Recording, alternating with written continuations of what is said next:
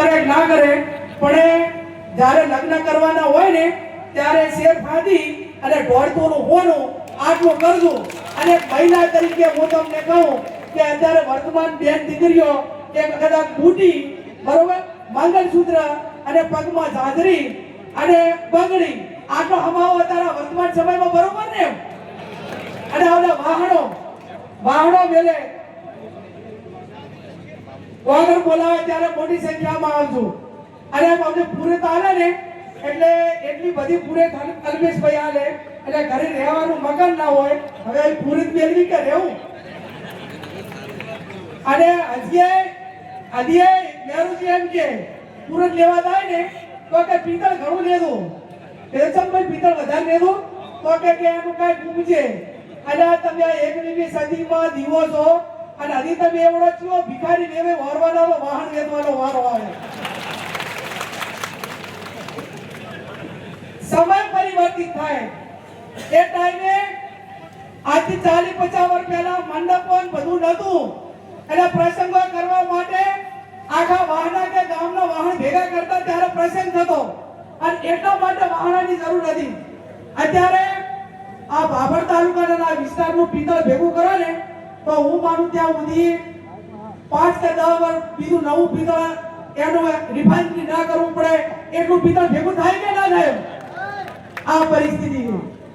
અને ના કરવાનું કરે. હમણાં અલ્પેશભાઈ મને કીધું કે બેન આ ડીજે વાળું કે બંધ કરાવો. એટલે આપણે વારંવાર ડીજે નું કામ અને અમૃતથી કહેતા હતા કે ડીજે ની અને બધી ગાડીની ના પાડો તો લેબડે ચડે. લે હવે અત્યારે લેબડે ચડવાનો દે અને પછી છોકરાને હેરાન કરવાના ના કરતા પહેલા પહેલો ચડે ને અને છોકરાની બીક ના રાખો. આ જે મોરી વિવાહ હોય ને એ લેબડે ના ચડે અને ચાય ના ચડે તો બધા આપણે કહેવાનું કે તને પર ભાવમાં લખાયેલું છે દાવાજો. આવો નિકાલ થાય જરૂરી છે. સમાજનું બંધારણને આખા સમાજને અધિકાર બનાવતા હોય એવા 2-5 જણાના જીતવાળો નિકાલ થાય ને તો સમાજ માટે શહીદ થયા એમ માનશું. બાકી બધું છોકરા કે બધું છોકરીઓ કે એમ કરવાનું હોય કોઈ સમાજનું બંધારણ કે એની સલામતી કે એના કાયદાઓ એ અમલમાં ના રહે. એટલે જ્યાં પરિવારમાં હમણાં WhatsApp પર સાહેબ મેં વાંચ્યું કે સુધારેલા કેસને ના બગડેલા કેસને સુધારે એને વકીલ કહેવાય. બગડેલા કેસને સુધારે એને વકીલ કહેવાય પણ કેસ પડવા ના દે એને વડીલ કહેવાય.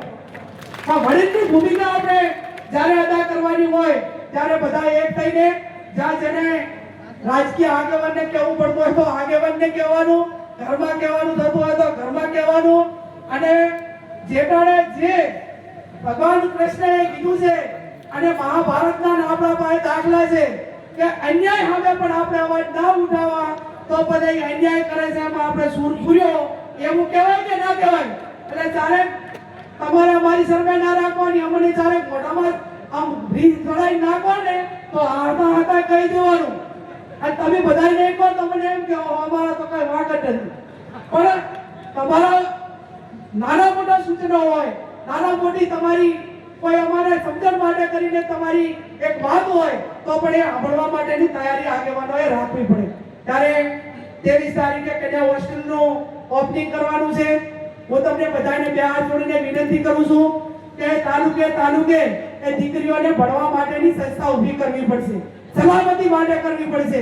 આજ કાંકરેજ તાલુકે કરી, દિયોદર તાલુકે કરી, ભાભર તાલુકામાં થઈ, રાધનપુરમાં થઈ તો આટલી સંસ્થાઓ આપણે ઊભી કરી અને આવનાર સમયમાં દરેક તાલુકા કક્ષાએ દીકરીઓને ભણવા માટેની હોસ્ટેલનું નિર્માણ થાય અને એમાં સમાજ મદદ કરે. બીજા જિલ્લા કક્ષાના સંકુલ હોય, રાજ્ય કક્ષાના સંકુલ હોય એ તો બધા સાથે મળીને કરશું. પણ હવે ઘણા વર્ષો પછી બધા એક સ્ટેજ ઉપર આવ્યા છો તો સદારામની સાક્ષીએ સાચા દિલથી રહેજો અને જ્યાં સમાજને જરૂર પડે ત્યાં મદદ કરજો. એ શબ્દ સાથે આપ સૌનો આભાર. તમારા પર લાગુ બોલ સદારામ બાપાની અલ્પેશજી તું માગે બોલો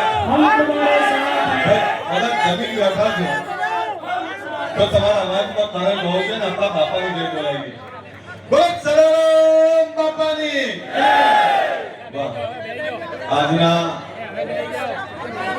દિયોદરના ગુજરાત ક્ષત્રિય ઠાકોર સેના અને સમગ્ર ઠાકોર સમાજના સ્નેહ મિલનની અંદર ઉપસ્થિત